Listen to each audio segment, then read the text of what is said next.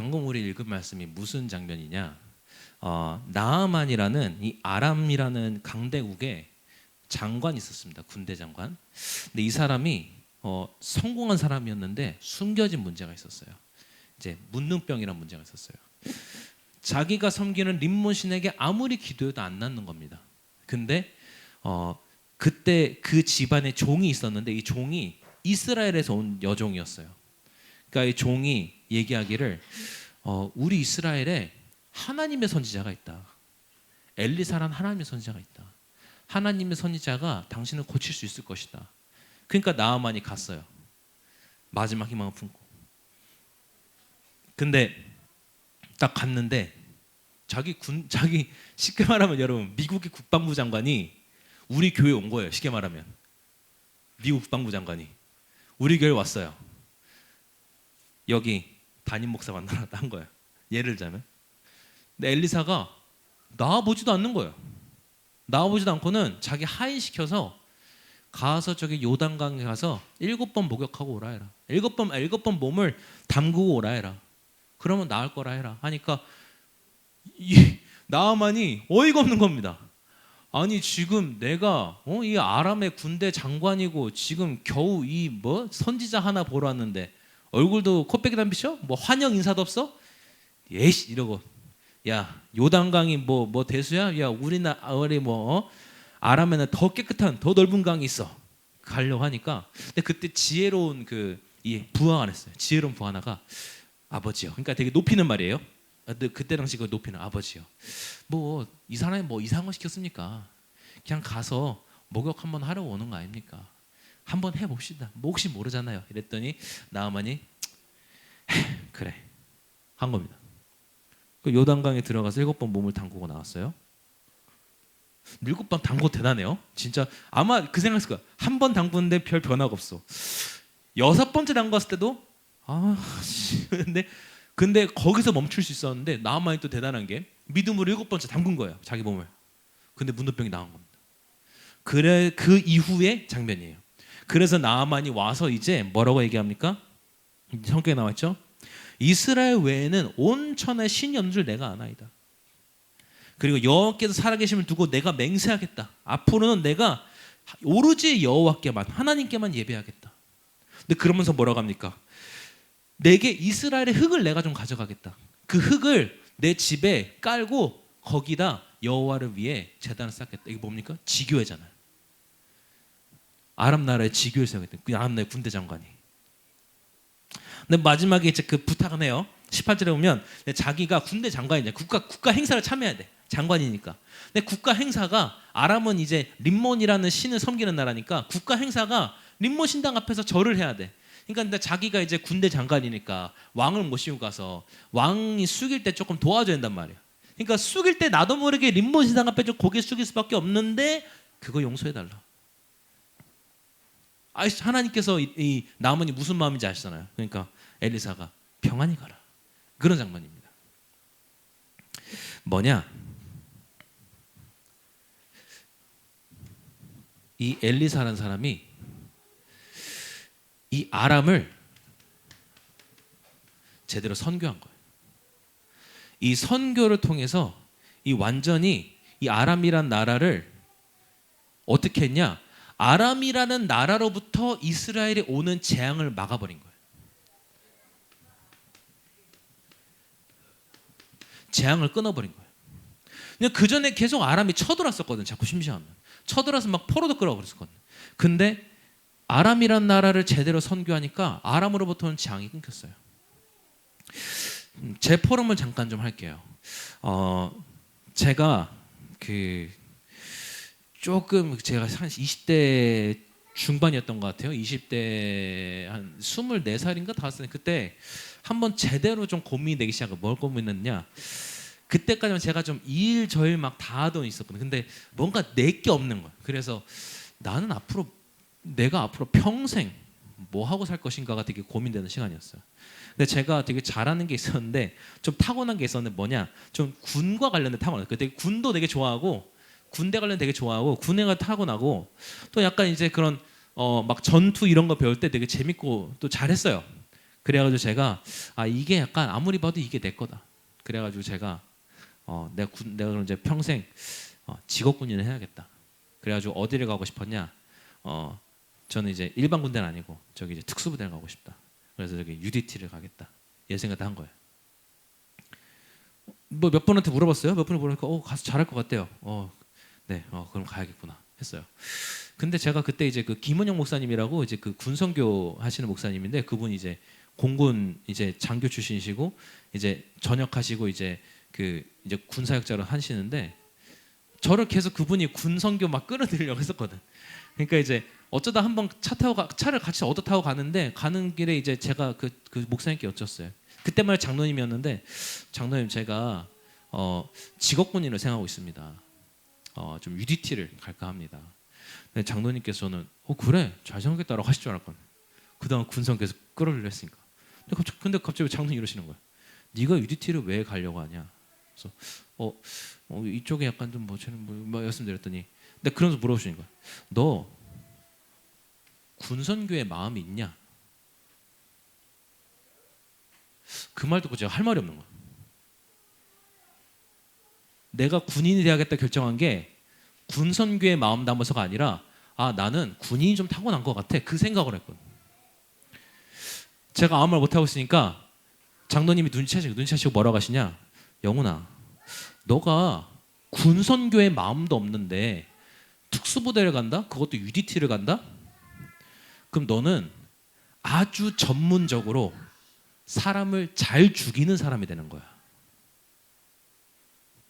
듣고 보니까 저 그때 벙쪄가지고 할 말이 없었어요. 너는 사람 살리는 자가 아니라 사람을 아주 전문적으로 기술적으로 최고로 잘 죽이는 살인자가 되는 거야. 합법적으로. 그 말을 듣고 제가 뭔가 굉장히 좀 하나님이 좀 음성이 들렸어요. 거기서. 그러면서 그러시죠. 군선교에 마음이 없는 사람이 군인을 하기 때문에 전쟁이 일어나는 거야. 어떤 사람이 군인이 돼야 되냐? 너처럼 내가 UDT 가서 이 국가를 위한 엄청난 이 특수본이 되어야겠다가 아니라 군선교를 아는 사람이 군인이 돼야 돼. 그래야 전쟁이란 재앙이 멈추는 거야. 군선교를 하지 못하면 그냥 싸우는 것밖에 안 되는 거야. 거기서 제가 어떤 고민을 시작했냐? 하나님, 내 인생이 선교에 방향 맞춰 가려면 제가 무엇을 해야 될까요? 그때 그때 어디랑 연결됐냐? 그 고민하면서 기도할 때 RGS라는 현장과 연결된 거야. 그때부터 저는 이제 렘넌트를 교육한 자로. 또 RGS에서 어떤 소명을 받았냐? RGS에 있는데 저는 제가 평생 중직자로 살 줄 알았거든. RGS에 있는데 자꾸 이렇게 목회자의 소명을 쉬는 거예요. 처음에 이해가 안 됐어. 왜요? 왜 나한테? 우리 단체에 이렇게 부격자도 겁나 많은데 임사원 받은 부격자 개척하는 부격자 훨씬 많은데 왜 나한테까지? 근데 렘넌트 선교, 렘넌트 교육 선교라는 비전을 이렇게 주시더라고요. 그래서 알겠습니다. 순종했어요. 근데 제가 목회자의 길을 가야겠구나라고 결정할 때 제일 걱정스러웠던 분이 뭐였냐면 저희 아버지였어요. 제 아버지가 제일 반대할 거 알았거든요. 아버지는 좀 목회자에 대한 좀 이렇게 좀 기준이 매우 높아요. 목회자는 이래야 돼. 좀 그런 게 있어요.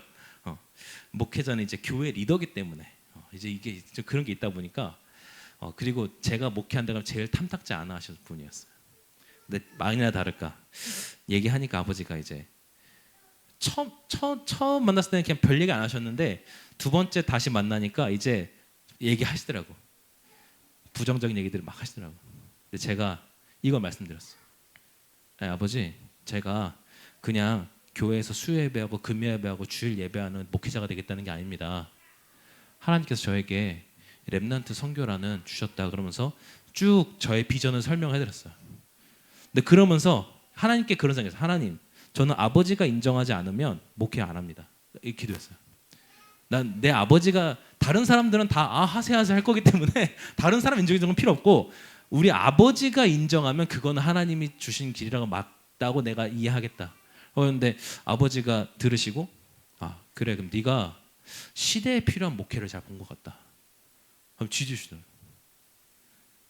그래서 어제 이제 제가 몇 년 전부터 그림 그려던 헤브론 아카데미 이제 개원 예배를 딱 드렸어요. 드리면서 아버지가 오셨어. 아버지가 오셔가지고 이제 간식사 들고 이제 오신 분들 드시라고 이제 간식사 들고 오셨어요. 그래가지고 되게 전 너무 감사하더라고. 그러니까 어제 밥 먹으면서 이제 아버지한테 너무 감사합니다.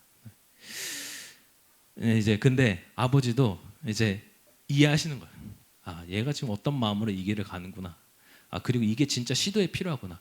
진짜 렘넌트들이 이런 부분을 준비해야 되는구나. 이해하시는 거예요. 그래서 어제 너무 그 이제 개헌 예배 하면서 그때부터 이제 붙잡았던 이 흐름들을 다시 한번 또 이게 또 이게 주마등처럼 다 기억나면서 너무 감사하더라고. 근데 이제 시작이다. 오만하지 말자. 이제 시작이다. 지금부터 고생 시작이다. 진짜 감사하는 고생의 시작이다. 근데 진짜 이게 하나님이 나에게 지금 방향이 맞구나라고 제가 왜 이렇게 또 확신하게 되냐면 지난 한 주간 이제 그래서 렘넌트들과 이제 쭉 매일 만나면서 이제 했는데 근데 저 이렇게 매일 렘넌트들 만나고 어제 또 신앙 가서 또 만나고 오늘 또 교회에서 또 만나고 근데 저는 이게 너무 행복해요. 매일같이 렘넌트들 만나는 게 너무 행복해요. 하나님 나에게 주신 게 맞구나. 내가 뭘 잘해서가 아니라 내가 렘넌트들과 함께 있는데 그게 행복하다? 하나님 나에게 주신 게 맞구나. 그래서 오늘 우리가 오직 말씀 낼 시간인데요. 그래서 오늘 우리 열왕기 하를 봅니다. 자, 열왕기하의 제목이 오늘 이렇게 잡았어요. 열왕기하를 쭉 보면 진짜 거의 이 내용이에요. 무슨 내용이냐? 선교하는 자. 선교하는 자가 계속 재앙을 막아내요. 그런데 선교를 놓친 자가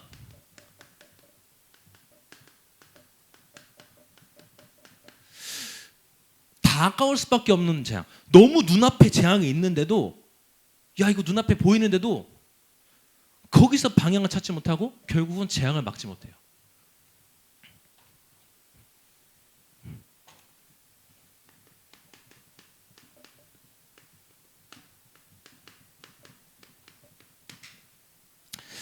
자, 여러분 우리가 한번 좀 고민해볼 필요가 있는 게 이 좀 간격이 있어요. 뭐의 간격이 있냐?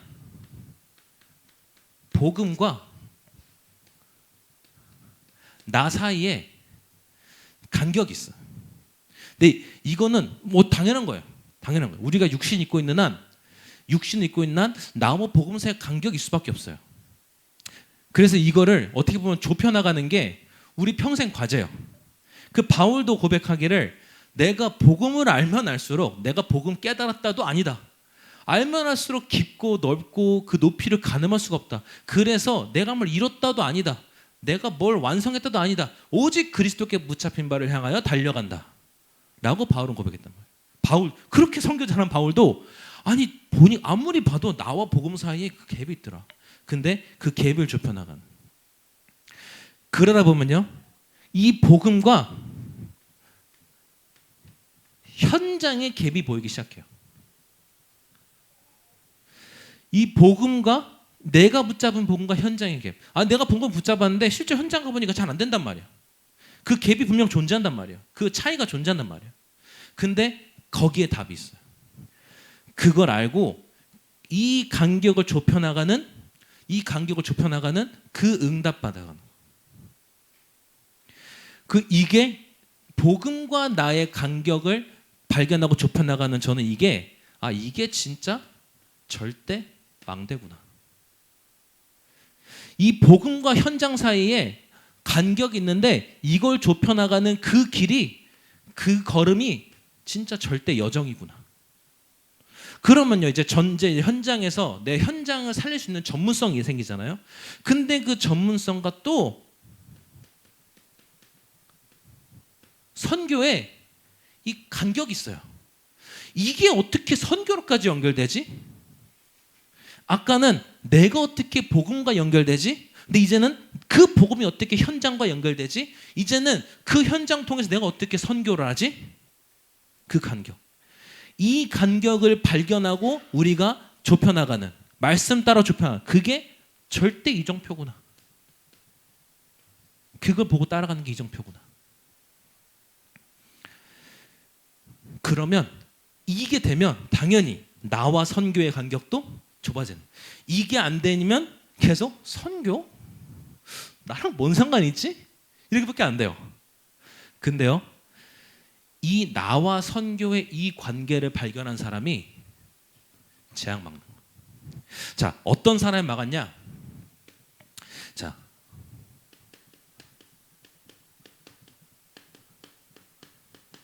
선지자 엘리사가 그 막은 거예요.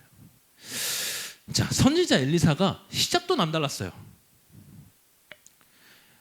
그 선지자 엘리사의 스승인 엘리야가 하나님께 부름받아 가는데 엘리야를 계속 따라가는 거예요. 엘리야가 야 따라오지 마, 나 이제 하나님께 갈 거야, 따라오지 마라고 하는데 엘리사가 계속 따라오는 거예요. 그러니까 엘리야가 너 왜 자꾸 따라오니? 이러고 하니까 뭐라고, 하나님이 살아계심을 두고 맹세하노니 내가 선생님이 하나님께 불려들어갈 때까지 떠나가지 않겠다라고 하니까 엘리야가 이놈이 뭘 아는구나 싶었는지 얘기했어요. 그래, 내가 너한테 뭘 물려주고 갈까? 내가 가진 능력 중에, 하나님 나에게 주신 능력 중에 내가 너에게 뭘 물려줄까 했더니 엘리사가 뭐라 하냐면요, 다 필요 없고요, 나에게 갑절의 영감을 주옵소서. 이게 이제 옛날 성경의 표현이 이렇게 됐거든요. 요즘 성경이 뭐냐, 나에게 2배의 성령을 달라. 당신이 충만했던 그 성령의 2배의 성령 충만하면 나에게 달라. 엘리야가 딱 보고, 네가 어려운 것을 구하는구나. 그렇지만 네가 끝까지 날 따라오면 반드시 보리라. 근데 여기서 우리가 물어요, 왜 엘리사는 이걸 달라고 했을까? 다른 거 다 필요 없고. 왜냐하면 앞으로 엘리야가 가야 할 길, 앞으로 엘리야가 해야 할 일은 그 누구도 할 수 없는 일, 누가 도와줄 수도 없는 일이야. 진짜 nobody, 아무도 도와줄 수 없어. 진짜 아무것도 나에게 안 돼요. nothing. 여기서 시작해야 돼요. 그렇기 때문에 필요한 게 뭐다? 갑절의 영감. 그 저도 헤브론 악함 시작하면서 온갖 걱정들이 한번 딱 드는 거라서 진짜 하나님 이거 어떻게 할 거야 하는데, 근데 그러다가 제가 딱 말씀표 보다가 딱 이거 본 거예요. 보면서 그래, 내가 지금 이 하나님께 받은 이 소명 따라 가는데 그 누구도 사실은 도와줄 수 없다. 그 어떤 것도 사실 안 된다. 돈이 있다고 되는 것도 아니고 뭐가 있다고 되는 것도 아니다. 뭐가 필요하냐? 아무도 가지 않는 길을 가기 때문에 나에게 2배의 성령 충만함. 그래서 하나님 걱정하지 않겠습니다. 나에게 성령 충만함을 주옵소서. 갑절의 성령의 충만함을 주옵소서.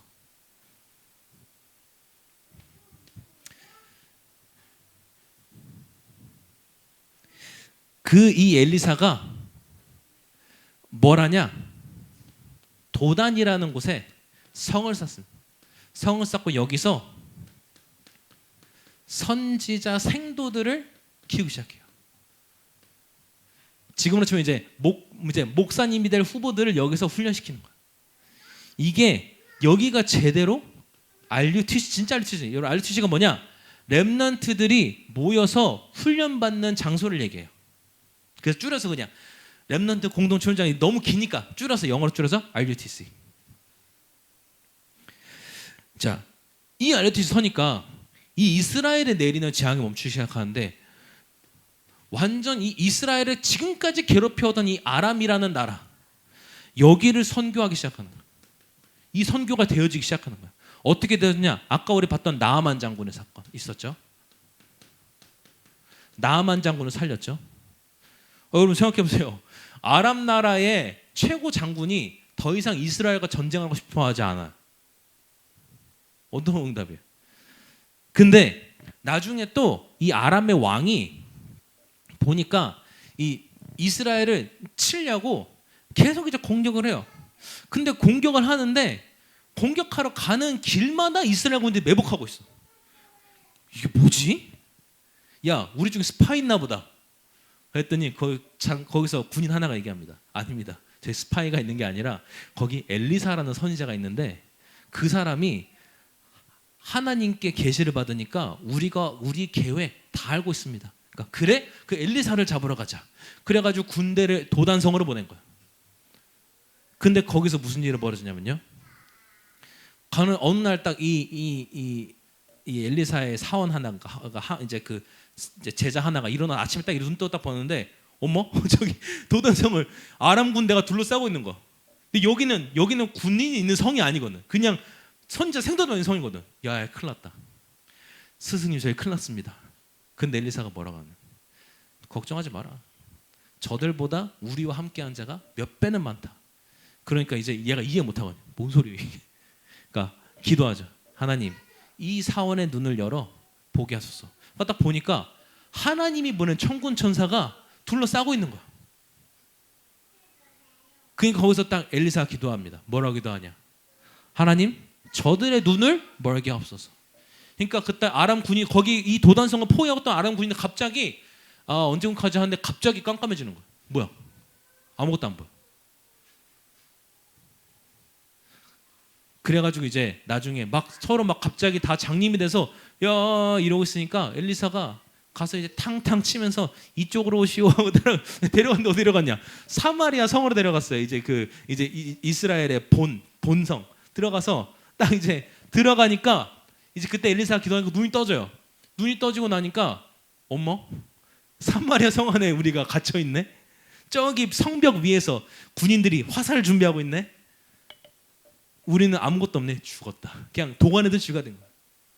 그러니까 이제 왕이 이제 이스라엘 왕이 엘리사한테 와서 아버지요. 높이는 말이네. 아버지요. 우리가 어떻게 할까요? 싹 다 죽여버릴까요? 발사할까요? 엘리사가 뭐라고 하냐? 아니다. 그러지 마라. 저들에게 술과 떡을 충분히 먹여서 배불리 먹여서 돌려보내라. 그래가지고 이 엘리사를 잡으러 온 군인들을 엘리사가 배불리 먹여서 돌려보내. 이 군인들이 돌아가서 다시는 쳐들어오고 싶을까 쳐들어오기 싫을까요? 다시는 쳐들어오기 싫은 거예요. 근데 더 중요한 게 있어요. 그 아람의 군대가 그 풀어진 포로들이 바로 뭐냐? 이 나만 장군도 그렇고 이 포로도 그렇고 이 하나님의 능력을 본 거예요. 누굴 통해서? 엘리사를 통해서. 그렇게 아람을 섬겨. 그 결과 아람은 절대 이스라엘을 멸망시키지 못했어요. 아람을 통해서 들어오는 재앙을 완전히 엘리사가 막아버렸어요. 자, 두 번째는 뭐냐? 자, 여러분 그 이스라엘이 이게 이스라엘이면 이렇게 반 쪼개져 있어요. 그래 여기는 이제 유다, 남유다. 여기는 이제 유다 집 하나밖에 없어서 유다 플러스 베냐민전 유다. 그 나머지는 이제 제일 얘네가 쪽수가 많으니까 얘네가 이제 이스라엘이에요. 그래서 북이스라엘, 여기 남유다 이렇게 나라가 분열됐었어. 자, 그래서 이 엘리사는 이 북이스라엘의 선지자. 자, 그런데 나중에 결국은 또 이스라엘의 그 이후로 엘리사 이후로 또 복음 놓쳐요. 그래서 결국은 하나님이 이 아수르라는 나라 들어서 이 영어로 이제 그 요즘 말로 이제 아시리아라는 나라 들어서 북이스라엘을 완전 멸망하게 하세요. 그리고 그 이제 아시리아가 이제는 남유다까지 노리는 상황이 된 거예요. 근데 그때 선지자 이사야 그리고 히스기야 왕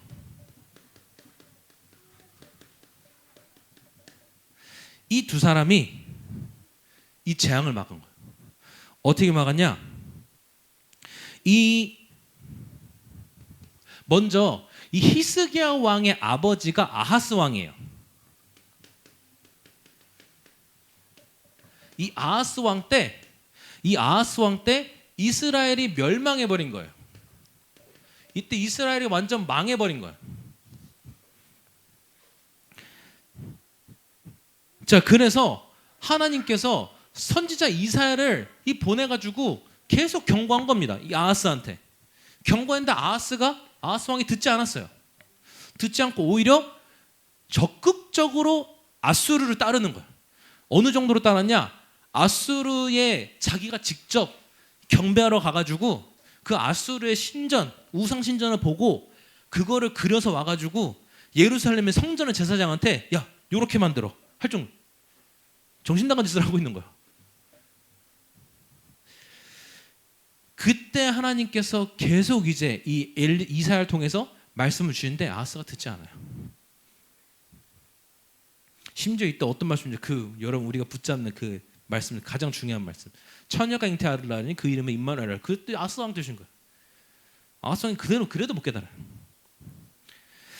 자, 그런데 이제 이사야는 기다리죠. 하나님이 말씀하셨으니까. 근데 이 아하스가 죽고 이 아하스의 아들인 히스기야가 왕이 되는데 또 히스기야는 또 괜찮은 왕이에요. 히스기야는 또 괜찮은 왕이에요. 어떻게 괜찮았냐? 하나님을 섬기는 왕이에요. 그래서 이 히스기야가 이제 나라를 개혁하기 시작합니다. 어떻게 개혁하냐? 우상 다 박살내고요. 하나님께 드리는 온전한 제사, 그러니까 예배죠.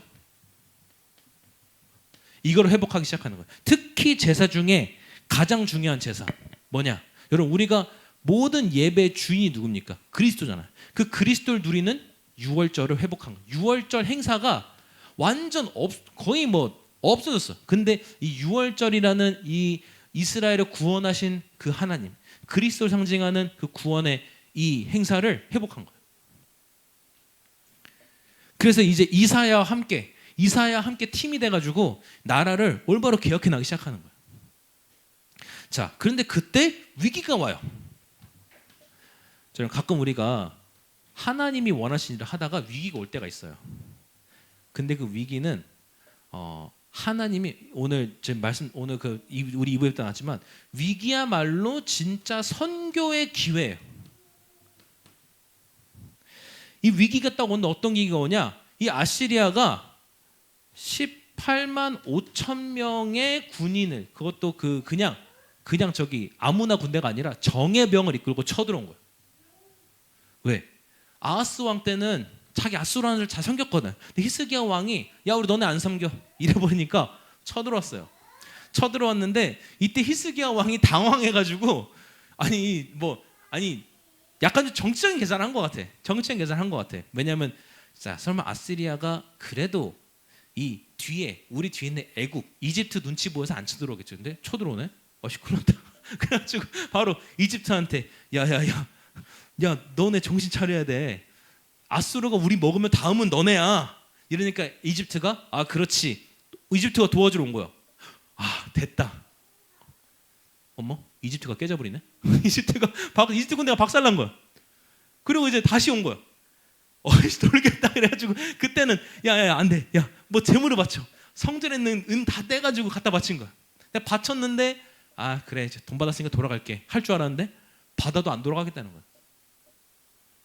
그때 히스기야가 드디어 다시 믿음을 회복해요. 처음에 좀 당황한 거야.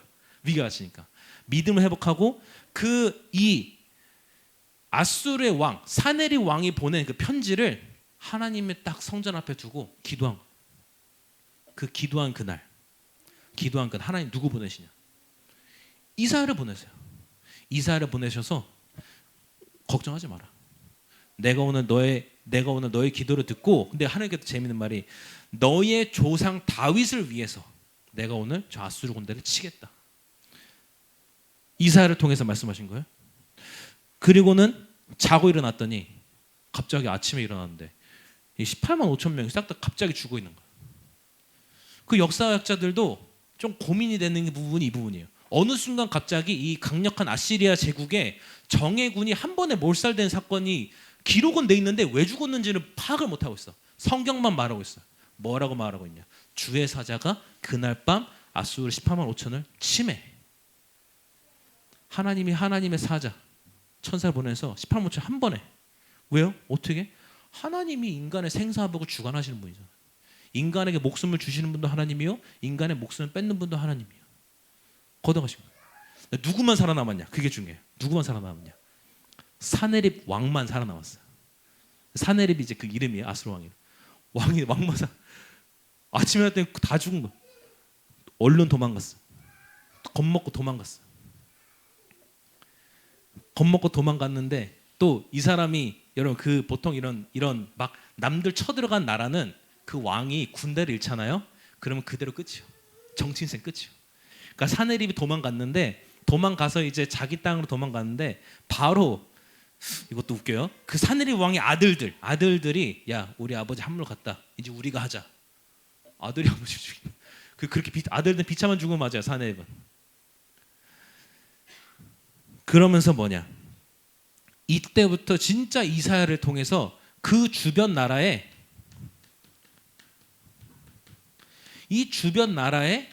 이 하나님의 능력이 전달되기 시작하는 거예요.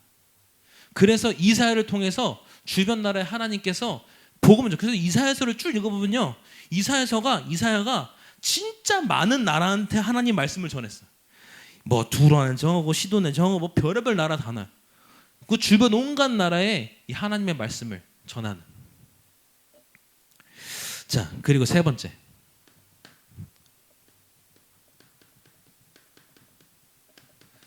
잘 낯선 이름들이 많이 나오죠. 자, 요시야 왕, 남유다의 왕이에요. 이 요시야 왕과 대제사장 힐기야. 이름이 좀 특이하죠? 이스라엘 사람들이라 그래요. 이스라엘 이름이라 그래요. 한국 이름이 아니고. 그리고 이 열왕기하에서는 아직 이름이 나오진 않지만 선지자 예레미야. 이 세 사람이 어떤 재앙을 막았냐? 미래의 재앙을 막아요. 자, 일단 요시야 왕은 8살에 왕이 됐어요. 어떻게 8살에 왕이 됐냐? 아버지가 이제 암살당했어. 아버지 왕이 암살당했어. 그래가지고 아직 어린데 8살인데 왕이 됐어요. 근데 하나님께서 그래도 다행인데 이 요시야를 진짜 렘넌트로 키우신 거예요. 그 8살 때부터 제사장들한테 선지자들한테 말씀 훈련 받아가면서 큰 거예요. 그래가지고 하나님을 섬기는 왕이 됐어요. 근데 딱 이 사람이 이때 무슨 일이 벌어지냐? 옛날에 그 요시야 왕의 그 아빠 할아버지가 우상을 섬기면서 없애버렸던 율법책, 이거를 발견한 거예요. 하나님의 말씀이 적힌 율법책을 발견한 거예요. 어떻게 찾아냈어? 그래가지고 바로 이 힐기야를 시켜서 율법을 다시 정리해라. 그래가지고 이 율법책을 막 부분 막 정신없는 날 다시 모아가지고 제대로 또 이제 편찬해낸 거야. 그러면서 이 율법을 백성들에게 가르쳐라. 그러면서 뭘 하냐면요, 이 율법 학교를 세워요. 이 부분은 성경에는 안 나오는데 그 역사 기록에는 돼 있어요. 그래서 역사학자들이, 성경학자들이 얘기하는데 율법 학교를 세워요. 그 여기다가 누구 보내냐? 이제 이스라엘의 남유다의 엘리트들을 여기 보내기 시작하는 거예요. 그 엘리트들에게 하나님의 말씀을. 이게 또 뭐예요? 도담선처럼 진짜 렘넌트들 키우는 RUTC를 세운 거예요. 근데 물론 이 요시야 왕도 나중에 물론 자기 교만 때문에 죽긴 하고 하지만, 근데 여기서 훈련받은 렘넌트들이 나중에 남유다가 망해서 바벨론으로 끌려갈 때, 그때 바벨론을 살리는 자들, 그 누구냐? 율법학교 출신이 누구냐? 다니엘. 그리고 다니엘의 같은 동기 친구들, 하나냐, 미사엘, 그리고 또 아사랴, 이 네 사람이 바벨론 제국에서 완전 살려버린 거예요.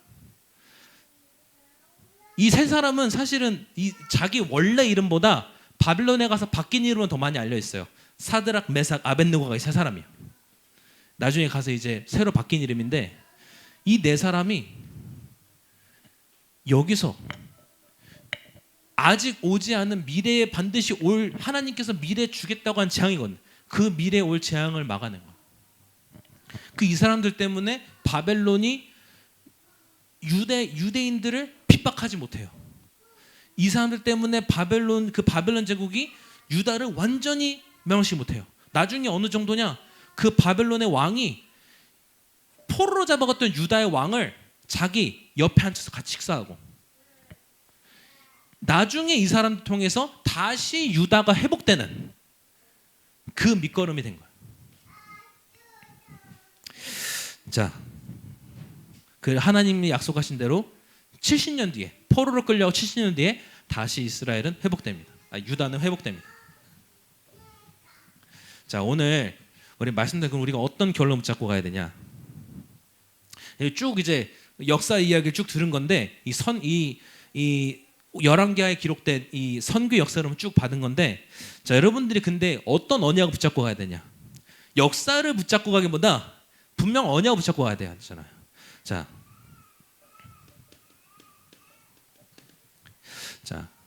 선교를 놓친 자는 빼앗길 수밖에 없어요.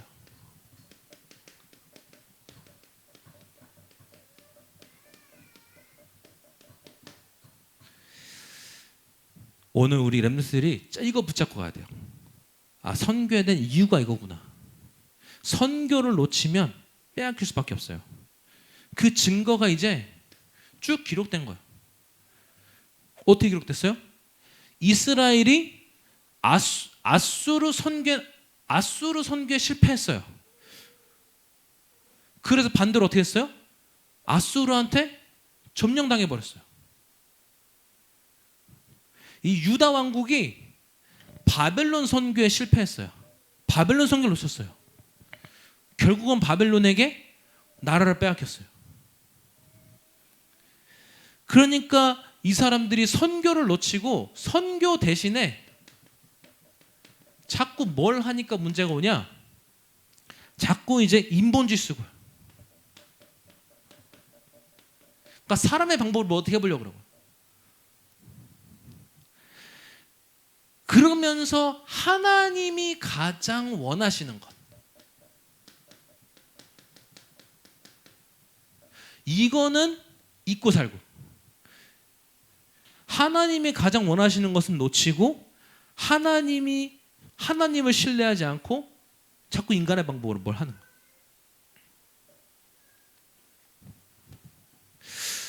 그 여러분, 이스라엘의 위치가 되게 재밌어요. 이게 이스라엘 지도를 보면 이렇게 이제 이게 땅이고 여기가 이제 이스라엘인데, 여기가 이제 지중해예요. 지중해가 어디지 모르면 책에서 찾아보세요. 자, 여기가 딱 이스라엘이에요. 근데 요 위가 이제 메소포타미아 강국들, 아수르, 바벨론, 이런 여기 메소포타미아 강국들. 요 아래가 어디냐? 이집트요. 근데 항상 역사상 메소포타미아들은 이집트를 점령하고 싶어 했고, 이집트는 메소포타미아 지역을 점령하고 싶어 했어요. 딱 이스라엘이 어디 있어요? 그 사원에 껴있죠. 그리고 심지어 이스라엘은 여기 그냥 바다에 붙어 있는데, 여기에 또 수많은 또 이 나라들이 있었어. 이 나라는 어떻게 하고 싶냐? 여러분, 바다가 있어야 무역이 성장해요. 몽골 같은 나라가 무역이 안 되는 게 바다가 없어. 그러니까 무역이 안 돼. 그러니까 무역하려면 바다를 가야 돼. 근데 얘네가 무역을 하고 싶은데 바다를 갔네. 바다를 가려면 어떻게 해야 돼요? 이스라엘을 지나가야 돼. 이게 다른 말로 하면 뭐냐? 이스라엘은 이게 완전 중간에 껴있네? 반대로 보면요, 여기가 선교 센터구나. 이집트 선교, 메소포타미아 선교, 내륙지방 선교 센터인 거야. 그러니까 이 사람들이 원하면 일로 와야 돼요. 그럼 와라 하고 여기서 선교해야 돼. 근데 이스라엘이 그걸 놓쳤잖아. 놓치고 뭘 하냐? 야, 너네 이방인들 오지 마. 야, 이 더러운 것들 오지 마. 우리만 하나님 백성이야. 이러니까 여기에 뺏기고 여기에 약탈당하고 사방팔방으로 두드려 맞고 산 거야. 근데 여러분, 이스라엘이 우리예요. 하나님 자녀들이에요. 지금 무슨 말이냐? 우리를 둘러싸고 있는 수많은 것들이 있어요. 예를 들어 부족한 가정 환경도 있을 것이고, 또 굉장히 눌리고 사는 나의 현장 학교도 있을 것이고, 또 인간관계, 또 경제 문제, 온갖 것들이 나를 둘러싸고 있을 거예요. 근데 여기서 중요한 게 여러분들이 선교를 놓치면 빼앗길 수밖에 없다. 이런 것들 둘러싸고 있는데 이게 여러분 선교의 관점으로 뒤집어서 보면요, 가정 내가 살려야 될 선교죠. 현장 내가 살려야 될 선교죠. 인간관계 이거 사람들 내가 살려야 될 선교 대상이에요. 경제 선교 경제, 빛의 경제, 선교할 수 있는 경제. 근데 이거를 뒤집지 못하면, 이거를 전환시키지 못하면 경제 때문에 맨날 돈 하면 살아야 되고요. 인간관계 때문에 맨날 눈치 보면 살아야 되고요. 현장 때문에 무능하게 살아야 되고요. 가정 때문에 불행하게 살아야 돼요. 이거를 뒤집는 여러분들이 렘넌트들이 오늘 딱 11개의 말씀을 통해서 이거 붙잡았으면 좋겠어요. 진짜 이스라엘의 이 위치가 우리의 삶의 현재 위치예요. 여기서 우리가 올바로 선교를 깨닫지 않으면 나를 렘넌트 선교사로 부르셨구나, 이걸 깨닫지 않으면 여기 우리가 완전 눌려버릴 수밖에 없어요. 근데 나를 렘넌트 선교사로 부르셨구나, 그럼 나의 가정, 현장, 또 친구들 관계, 또 경제, 이 모든 것 선교의 관점으로 바꿔서 보세요. 그럼 그 안에 진짜 여러분들은 세상 사람이 할 수 없는, 세상이 감히 도전할 수 없는 일을 하는 그 비밀이, 그 능력이 그 안에 있어요. 그래서 오늘 서론, 사실 여러분 서론 다 까먹어야 돼요. 뒤에 말 다 까먹어야 돼. 서론은 딱 이거 붙잡고 왔어요. 딱 이거 붙잡고 왔어요. 복음과 나의 간격, 복음과 현장의 간격, 현장과 선교의 간격, 그러면서 나와 선교의 간격. 이거를 이 속에서 여러분들이 응답받아 가다 보면 당연히 경제 얻게 되고, 인간관계 얻게 되고, 현장 살리게 되고, 가정 나 때문에 살아나요. 그런 렘넌트 선교사가 되기를 바랍니다. 기도하겠습니다. 하나님 감사합니다. 정말 오늘 우리 렘넌트들이 이 자리에 모인 우리 청소년들이 정말 렘넌트 선교사로 서게 하옵소서. 또한 이 렘넌트를 놓고 함께 예배하며 기도하는 중직자분들과 또 우리 청년, 우리 선생님들에게 하나님께서 정말 성령의 충만함을 주시고, 정말 렘넌트 선교사의 모델로, 정말 그 선배로서 정말 이들에게 완벽한, 정말 가장 완전한 증거를 남길 수 있게 하옵소서. 예수 그리스도 이름으로 기도합니다. 아멘.